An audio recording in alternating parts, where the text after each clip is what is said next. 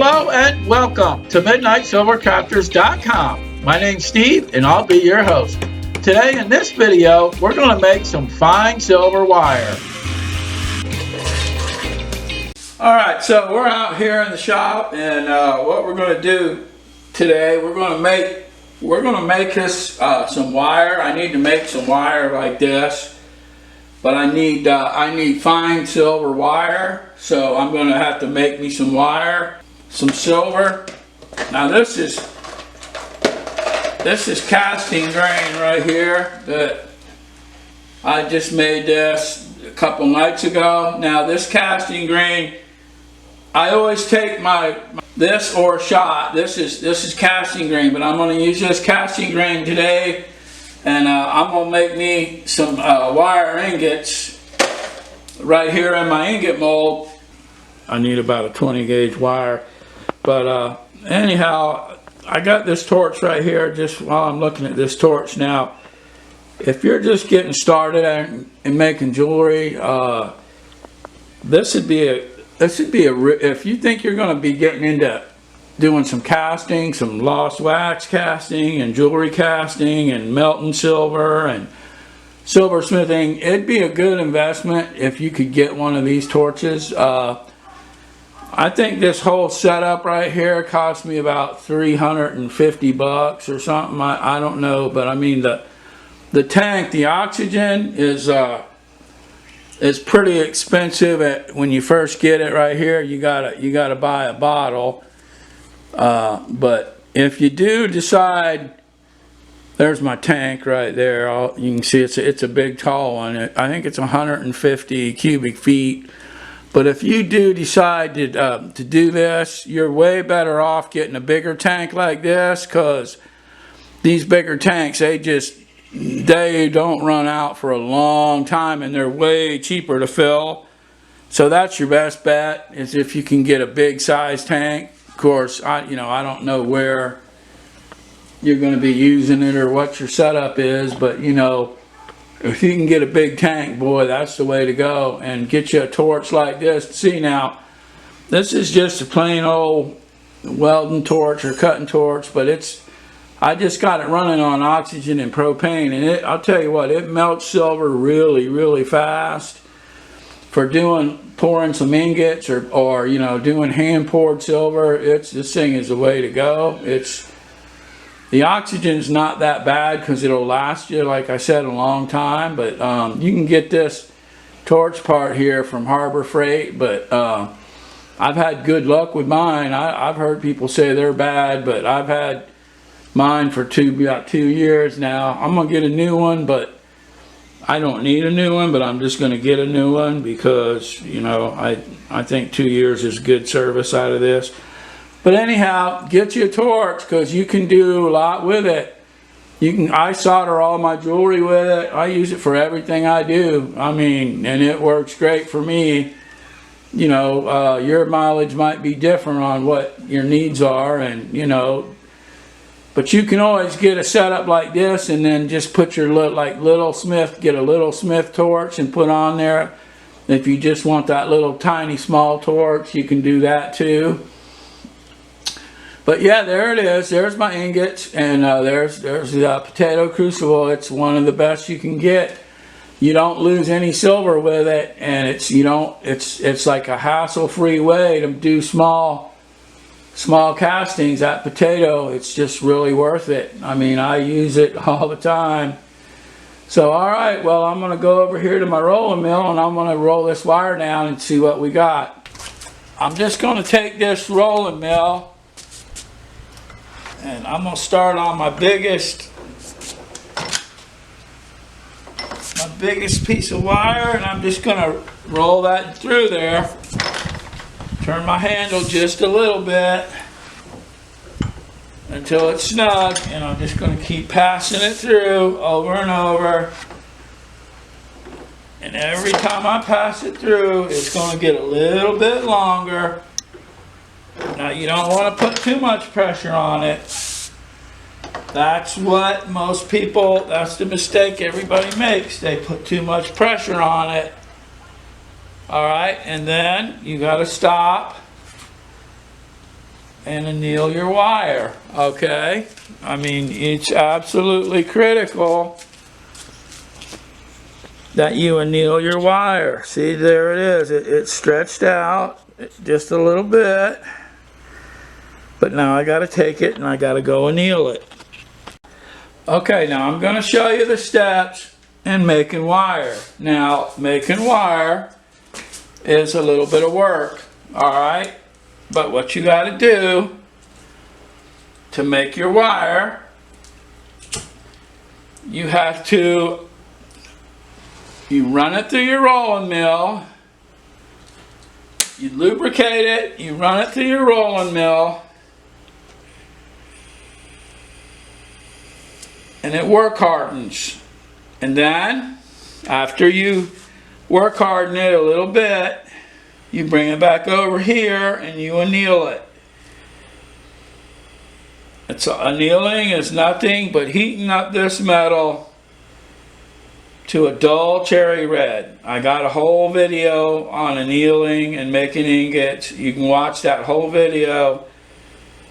But when you make wire, this is what you do. You roll it, lubricate it, roll it, anneal it, over and over and over. The same process. Lubricate it, roll it, anneal it, lubricate it, roll it, anneal it. And each time your wire, your ingot gets smaller and smaller and it transforms into wire. But if you're going to sit there and try to roll out work hardened silver over and over without annealing it, you're not going to get anywhere, and you're not even going to end up with wire at all. You're going to just, you might even end up losing your silver, okay, and getting frustrated with it. You have to anneal it, roll it, anneal it, roll it, anneal it. It's a little bit of work, but that's what you have to do. All right, I'm going to keep rolling this out and see how much longer it gets. All right, so we're going to roll it some more.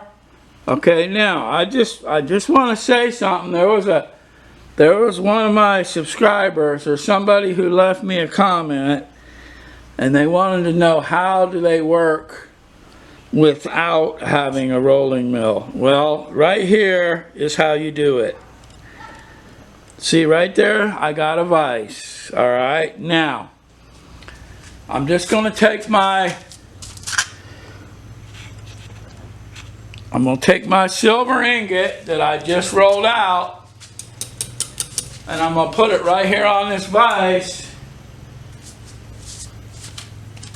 and I'm going to take a big heavy hammer and I'm going to start working it down, all right? And I'm going to show you what I'm talking about. Okay, now I got this piece of silver on my vise right here. Now I'm just going to take, this is a hatchet, but it's a heavy steel hatchet, and I'm just going to pound it and turn it, and I'm basically going to shape it the same way a rolling mill is going to shape it. I'm just going to pound it. And honestly, you can pound metal out just almost as fast as you can with a rolling mill. It's not hard at all. You can shape it just like that. But you just keep turning that metal and you hit it where you need to hit it. But see, it's stretching it out and it's shaping it. But you got to stop. And you got to anneal your metal.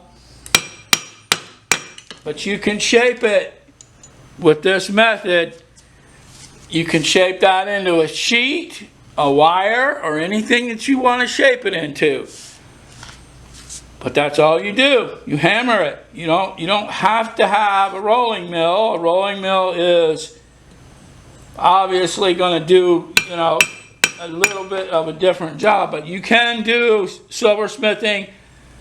Now there's some channels, you'll have to look them up on YouTube. I'll try to leave some links if I can find the links, that they do everything like this with a hammer, okay? See, you can make it go where you want it to go. You can shape it. See, now that ingot has gotten quite a bit longer. See, now I can do it that way, or I can roll it on a rolling mill. But doing it this way works. It will work. You can hammer out ring shanks. Actually, I like hammering out ring shanks and stuff this way. It's pretty awesome. It's like the old school method.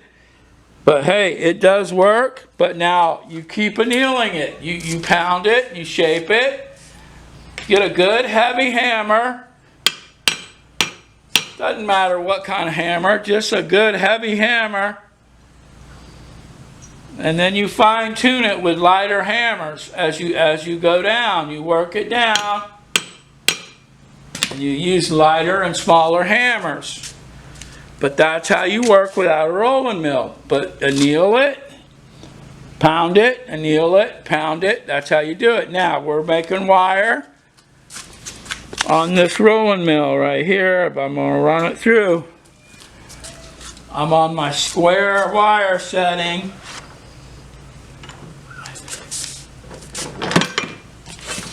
See, now I've pounded that a good bit, and it's a good bit longer than it was. All right, right now it's a good bit longer than it was. But you can roll it, you can pound it and roll it, and you can do the same thing with a hammer. If you got the time and the patience, you can do it. But it's a different form of metal work. Okay, and it brings good money if you can do it. It's the old school way. Okay.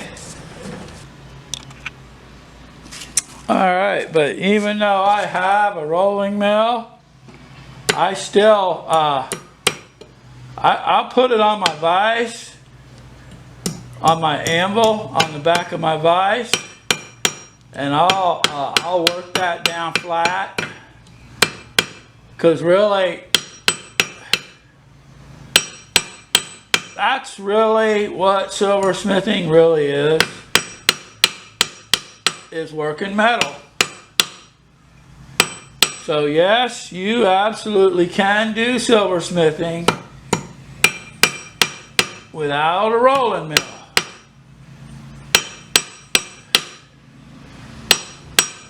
That's the skill right there of hand forming that metal and hand shaping that metal and turning it into something that looks like something. See that? Now if you look at this,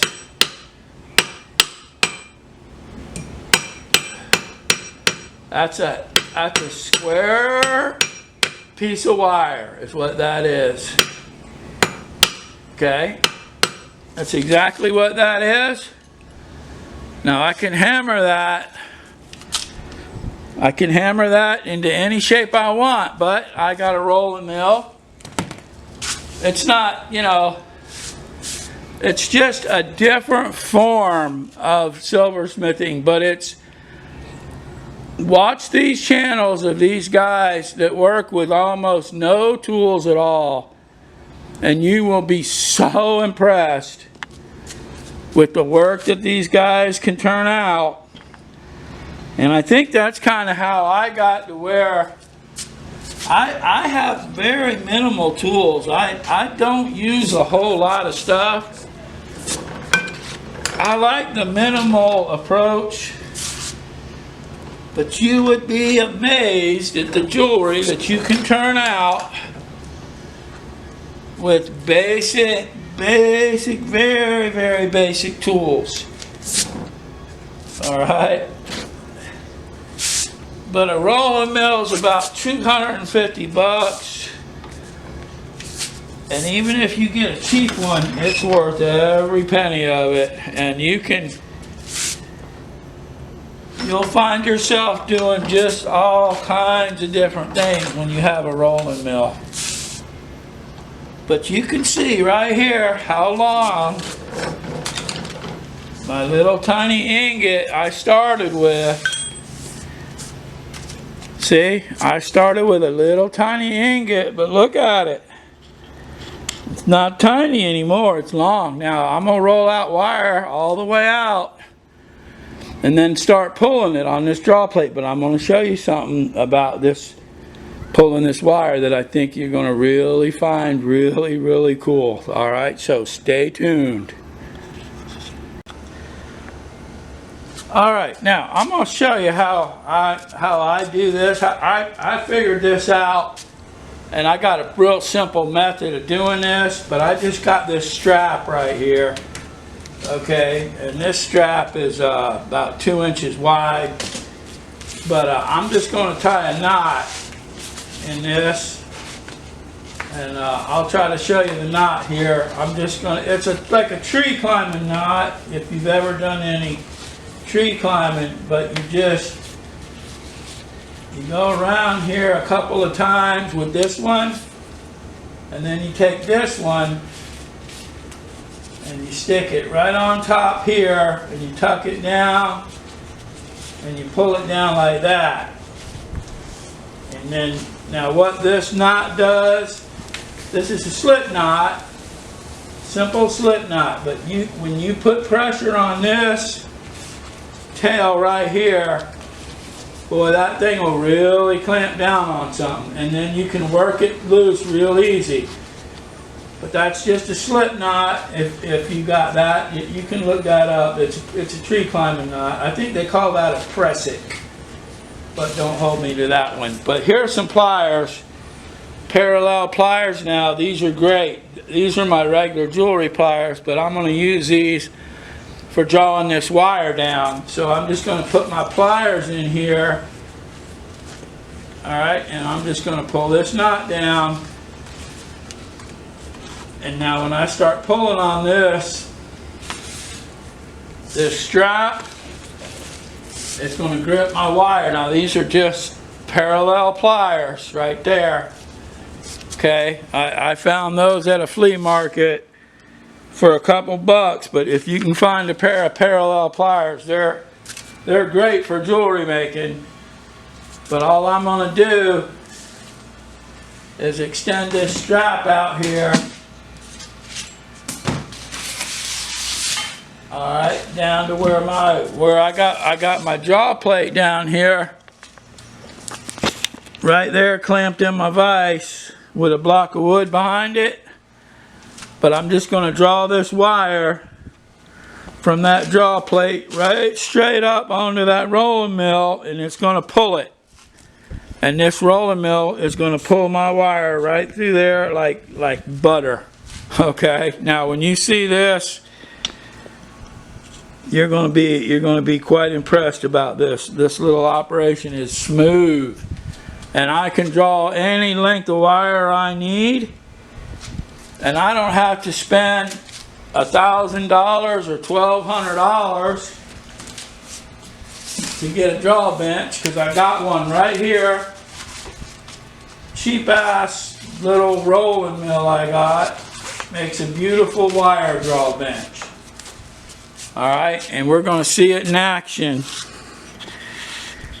I'm going to just hook this strap up and we're going to give it a go. Alright, now I'm going to show you again. Alright, now I'm going to go ahead and just hold my pliers and just look at that. See that? Boy, that is the way to go. Drawing some wire. Now look at that.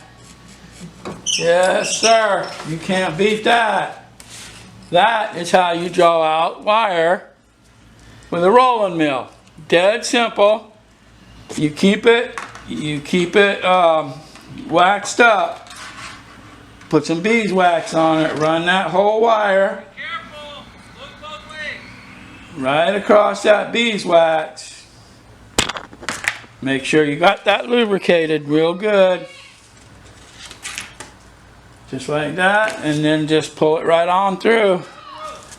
So as you can see, we have a rolling mill and we have a draw bench. Built-in draw bench right there. Unbelievable. It works beautiful. Now this piece of wire I got, it's already about 3 feet long, but I'm going to keep drawing it out and I might make it a lot longer. Of course, I need the 1 millimeter wire, so, but remember, when you're drawing wire, you draw it, you pull it through, you lubricate it, you pull it through your draw plate, you pull it through, and you do that a couple times, and then you go and you anneal your wire. And if you keep that wire annealed, it'll be a piece of cake to draw a wire. Now this is the way to go. Don't spend no $1,000 or $1,200 on a draw bench, because I just showed you. Now this strap right here, it'll come right off of there. I just super glued that down. Works perfect. If I want to take it off, I can take it completely off. But I can still wrap it right around there and just use my rolling mill as I normally do. But I made this discovery some time ago, and I've been drawing all my wire right on this. You just need a way to hold your draw plate. I got mine clamped in a vise with a block of wood, but you got to remember, if you're going to set this up, what you got to remember is the height of wherever your wire is leaving that draw plate, 4.5 inches. You need the same height. You need the same height on this end. You want your wire to be running straight and parallel to where it's going to exit and come through that draw plate. Remember that, straight and parallel. You don't want your wire on an angle, because if you put your wire on an angle, it's not going to work. So alright, well, I think I'm going to wrap this one up today on drawing out the wire. So if you're new and today's your first day stopping by, I would greatly appreciate it if you would consider subscribing to the channel. I do silversmithing. I teach silversmithing. I teach jewelry making, lost wax casting, and anything and everything related to jewelry making. This wire right here that I'm drawing out is all part of some wire that I'm making some wire for some kits. I got some wire wrapping kits that are going to be available real soon on my website. So look for them, and they're real nice. They're all different types of earrings. They're wire wrapped earrings. They're really nice. It's like a little silversmithing project for entry level, for a beginner. It's real easy to do. But look for those wire wrapped earrings, because that's what I'm going to do with this piece of wire. I've already got a good 3 feet of wire here already. But I just wanted to share that. I thought that was something that almost anybody would be able to benefit from this. Just hook you a flat strap right to the back of this. If your rolling mill is designed like this one, hook you a flat strap. I just super glued that on there and ran that straight out, straight down. Now you just gotta mount your draw plate somehow. I got mine in a vise with a block of wood. You might need a different mounting, I don't know, but it's easy to figure out. It's just straight and level. And if you pull that wire straight through and it's not on an angle and it's pulling through level, it'll pull through there like a piece of cake. So there's your wire draw bench made out of a rolling mill. Alright, I'm going to wrap it up for the day on this video. My name's Steve, and I'll talk to you in the next video.